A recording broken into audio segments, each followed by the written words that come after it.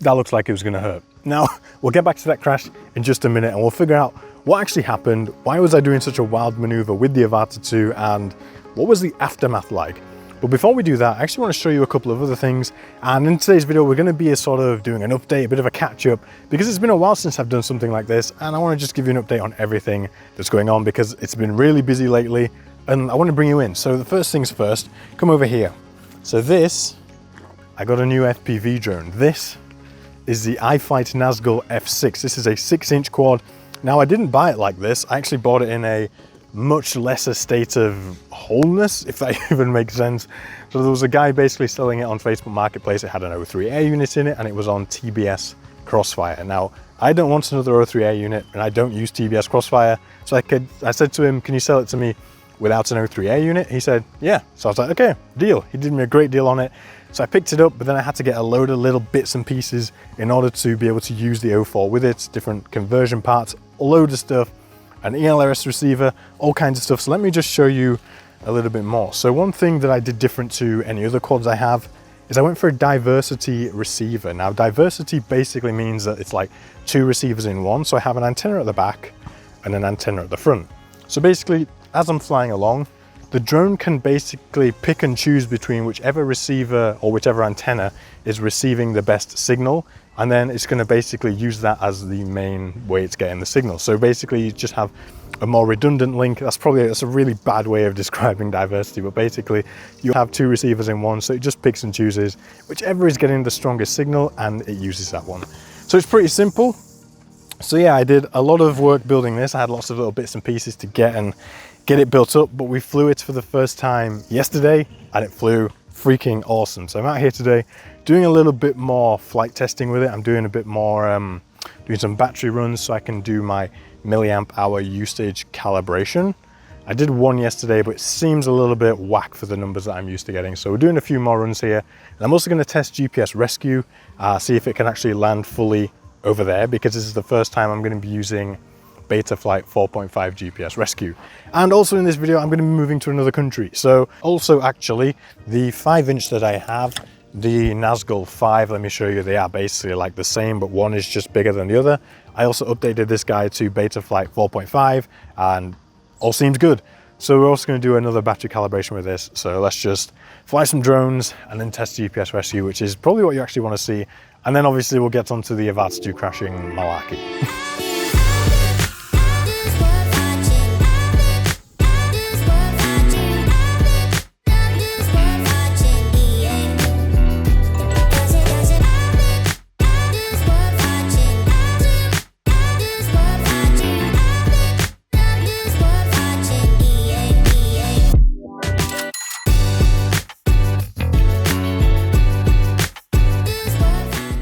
So what I'm doing here is I'm writing down the milliamp hours used and then the quad that it was used on. And then when I charge this guy back up, I'm going to see how many milliamp hours it takes, and then I can calibrate it going off that.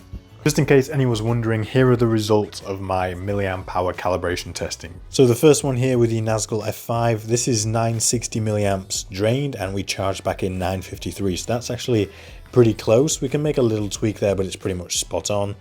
The F6, we had a 910 drained and 916 charged, so that's also pretty bang on. And this one we had 960 drained and 916 charged, so a little bit off, so I'll take an average out of these and then yeah, we'll make a final adjustment. Okay, let's get back and do the GPS rescue test. So I've put the drone right here on a landing pad so that we can accurately judge where it took off from. Now it should go off. I'm going to activate GPS rescue and it should fly all the way back and land somewhere near that landing pad. So we're going to see how it figures out.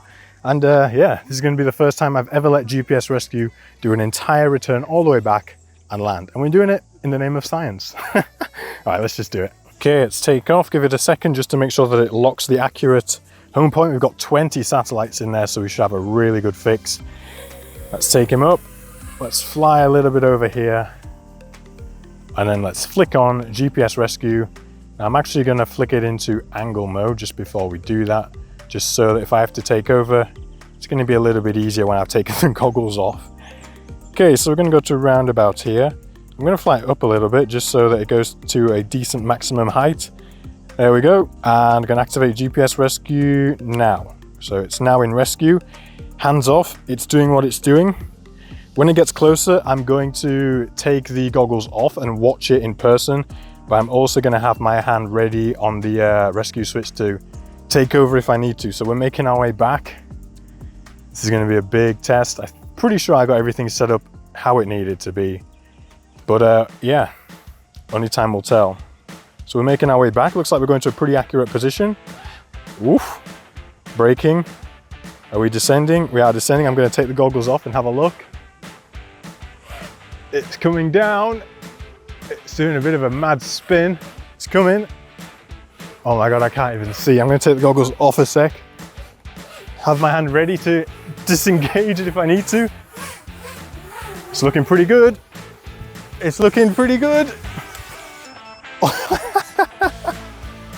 We'll take that. What is that? That's got to be 1.5 meters from the pad. Look how close it was. That was an absolutely textbook GPS rescue.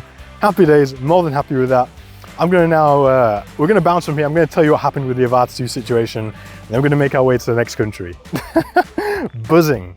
But first, this is Thai iced tea. If you've ever been to Thailand and not tried the iced tea, you're missing out. Some of it is great, some of it is not so great. This one here, it's great. So, Avata 2 crash. Can you see me? You can. You can see me better now. So, here it is. So what actually happened? First off, I had this amazing idea in my head. This is this phenomenal shot, okay? So, on this island, there is like a palm statue, and people can walk along and stand in the hand, and it overlooks the coastline, the sea. It's an amazing place. And I thought, you know what I can do? Fly along as somebody goes along the hand. So I fly behind them. As they reach the end, I flip over, the camera points towards them the whole time, and then I flip at the end and fly down along the tops of the palm trees.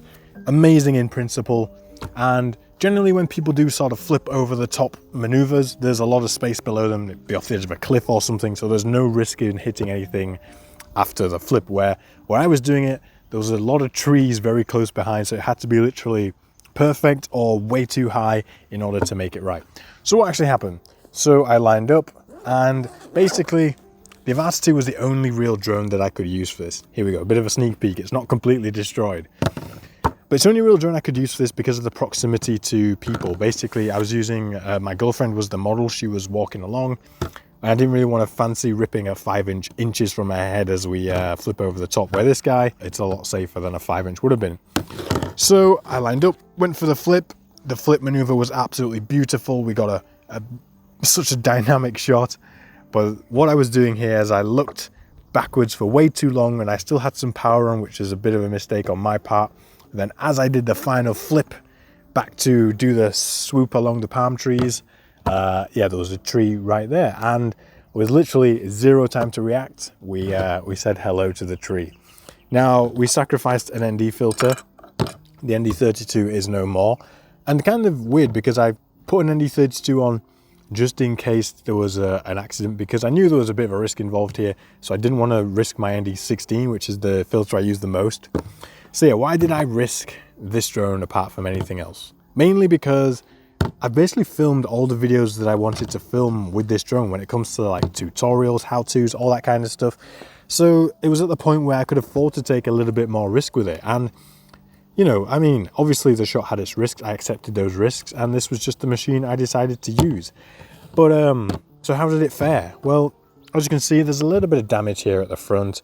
Now, when I went to pick this up, I should have taken a picture. I didn't take any pictures, stupidly enough, but the camera was pushed in backwards. So I popped that back out, and that seems okay. This section here, this was bent.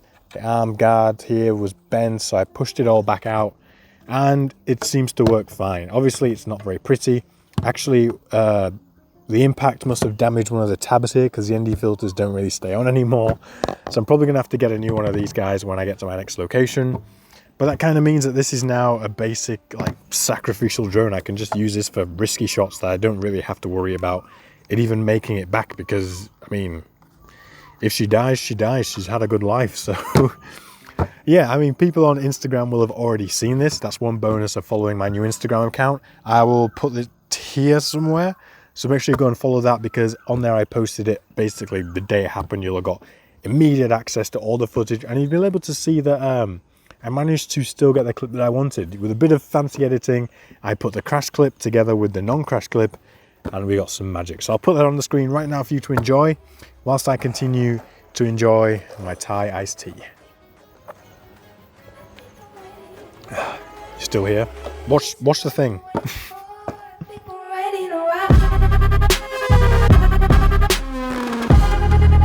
Okay, so you've now seen that, and like they say, if you're not crashing, you're not trying. So now you know the full story behind the Avata 2 crash, but that's not the end of this video, because I now need to go in there and pack, because like I said, I'm moving to another country, and in a minute, you're gonna see why that's not going to be as easy as I would like it to be. Yeah, too many drones. Yeah, you see, the thing is, I don't really pack. What I have to do is basically just disassemble my entire life and then try and fit it into these 2 suitcases here. So it's a bit of a process, and I've just started about like 2 hours ago. I've already been packing for a couple of hours. This is how extreme this process has now become.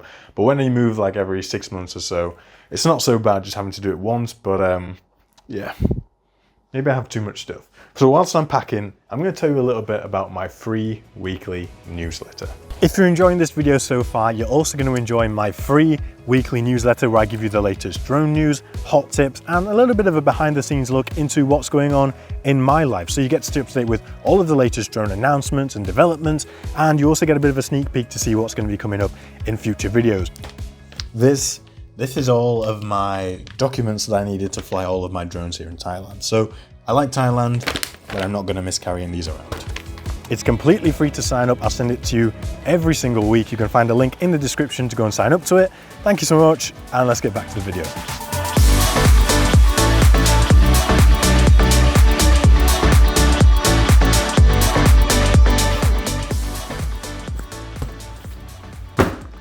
Okay, so it's taken me around 4 hours to pack everything, and this is kind of ridiculous. There's what, 2-3 suitcases and 2 bags. But yeah, I've only got to do it once and then we're there. So let's get everything in the van and get to the next location. After arriving at a spookily quiet airport, we got the first of 2 flights, which was to Bangkok. And if you didn't know, Bangkok actually has 2 major airports, and we were flying into one but out of the other. So we had a quick taxi to the other airport to get the second early morning flight, which had some absolutely amazing views of the sunrise from above the clouds. I did try to sleep on this plane, but I'm one of those people that really struggles to sleep on flights. But soon after that, we touched down in our destination. And I have now arrived. So those of you who have been long-term viewers of the channel will probably think that this place looks quite familiar. And the reason it looks familiar is because it is, because I've been here before, spent a lot of time filming here. So last guesses of where I am. Okay, I'm going to tell you. I am back in the beautiful rice fields of Bali.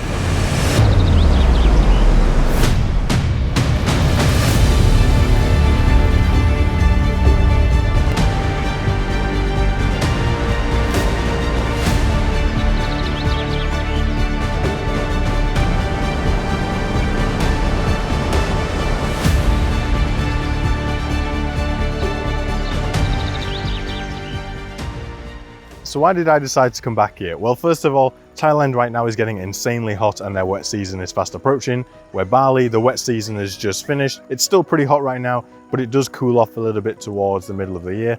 Being in the southern hemisphere, they're actually coming up to their winter rather than going into their summer.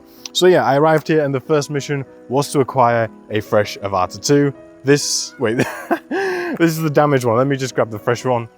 Okay, so this is the fresh one. We can see here we don't have the damage on the front that we have on this one, which is, you saw earlier basically how this was caused. So we got a new one. The ND filters stay on this one, which is one of the problems with this one. Because of that smash, it knocked the ND filter sort of tabs a bit and they just weren't staying on anymore. I am still going to keep this guy for some more risky missions. Now that I've got a spare, I can sort of afford to take a little bit more risk with this. So on a flight where if it doesn't matter if it comes back or not, this might be the, the sacrificial drone. But yeah, I'm planning on staying here for the next sort of 6 months, so we've got plenty of time to soak it all in, visit some of the other islands which I wanted to visit before but never really got around to. I want to visit places like Lombok and Java. There's some amazing scenery over there. I just want to go and soak it all in, capture some nice footage, and just enjoy being here. Now, one thing I noticed, the traffic this year already is insane compared to last year. So Bali is definitely getting busy, but yeah, I'm just gonna try and make the most of it while I'm here, and you're gonna enjoy it. If you want to see a video that I shot when I was previously here in Bali, go and check out this video right here. And if that one doesn't speak to you, then maybe this one here will instead. Thank you so much for watching, and I'm looking forward to sharing some amazing scenes with you whilst I'm here in Bali. See you in the next one. Bye-bye.